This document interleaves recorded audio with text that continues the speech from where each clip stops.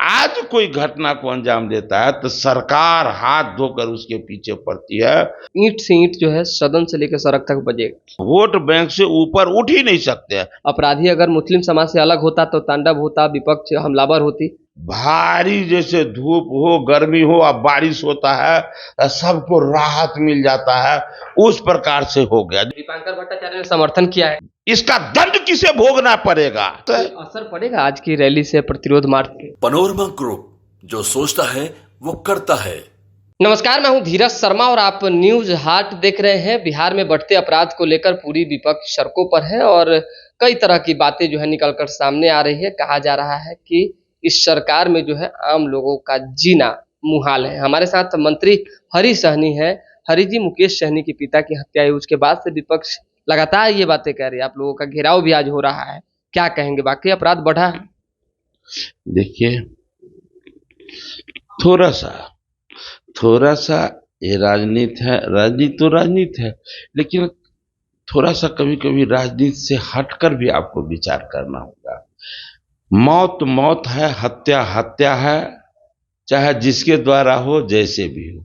लेकिन थोड़ा सा जब राजनीति से हटकर देखेंगे तो आपको यही लगेगा कि जिस समय में कोर्ट में कहा गया था जंगल राज, उस समय का हत्या कैसा होता था?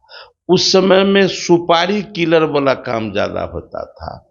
उस समय में जो आदतन अपराधी थे, पेशेवर अपराधी थे, उनके द्वारा घटना को अंजाम दिया जाता था।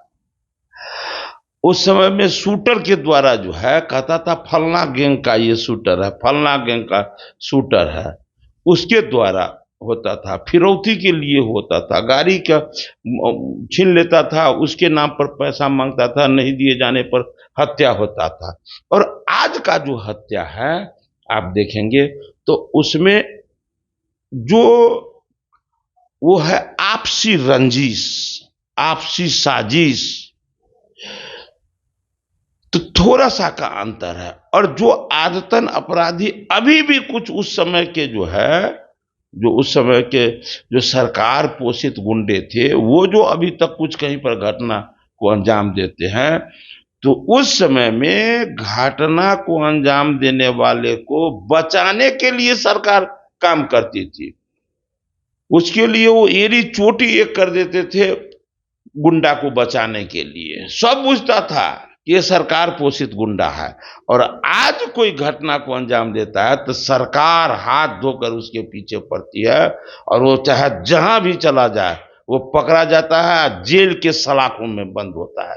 वो लोग तो कह रहे हैं कि आप लोग जो है कहीं ना कहीं संरक्षण दे रहे हैं और अब ईंट से ईंट जो है सदन से लेकर सड़क तक बजेगा। जो वो जो कह रहे हैं वो अपने गिरेबान में झांक कर नहीं देखते हैं। इसलिए कुछ दिन पहले तक जब भाई मुकेश सहनी के पिताजी का हत्या हुआ था, बड़ा आवाज उठाते थे, ऐसे आवाज उठा, कहाँ बोलती बंद हो गया। जब पता चल गया कि हत्या किसके द्वारा हुआ, बोलती बंद हो गया, आवाजें बंद हो गया। देखिए, इसका नाम है सरकार। ये है एनडीए की सरकार। हत्या हुआ और 8 घंटे के अंदर में, देखिए आपको बड़ी बात आपने कही कि मुकेश सहनी का बोलती बंद हो गया।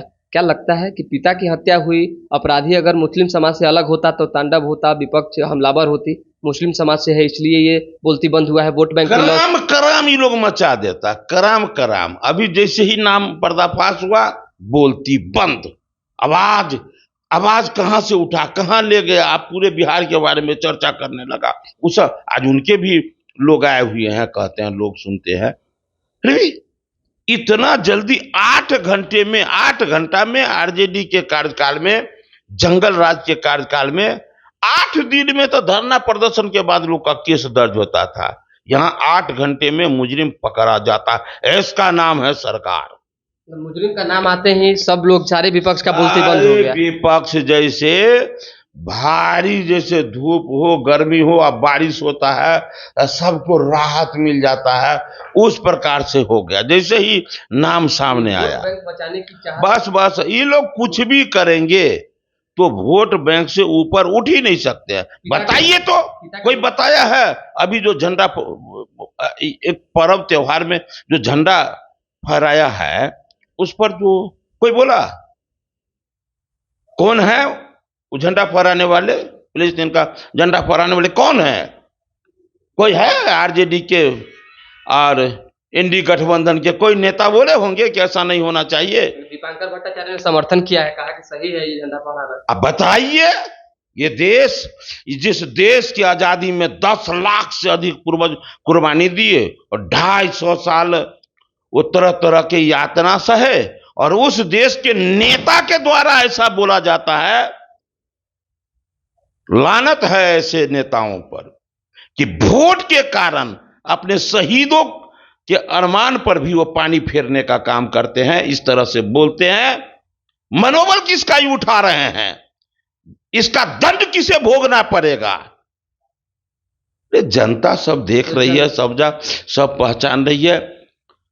वो जो बोले होंगे तो वो अपने 2-4-10 कार्यकर्ता को खुश किए होंगे कि तुम इसी तरह करो, किसी खास समाज को खुश किए होंगे। आप मानते हैं कि लेकिन सरकार देश में पहले लोगों को पीड़ा हुआ होगा उनके शब्दों से, इनके विचारों से, और जो शहीद हमारे दुनिया छोड़कर चले गए स्वर्ग में, उन्हें कितना पीड़ा हुआ होगा, इस बात का एहसास है। असर पड़ेगा आज की रैली से, प्रतिरोध मार्च के सरकार पर? सरकार पर क्या असर पड़ेगी भाई? हैं? आप लोगों को डराने की कोशिश है, ये घेराव की कोशिश है। डराने की कोशिश तो ठीक कर रहे हैं ना, कि कल तक कितना आवाज, मतलब गला फाड़ फाड़ कर चिल्लाने लगे थे, और जैसे ही नाम आया, कहाँ चला गया आवाज, बैठ गया। जैसे माइक जो है, एकाएक माइक का बैटरी निकल जाता है तो आवाज बंद हो जाता है, वैसे आवाज बंद हो गया।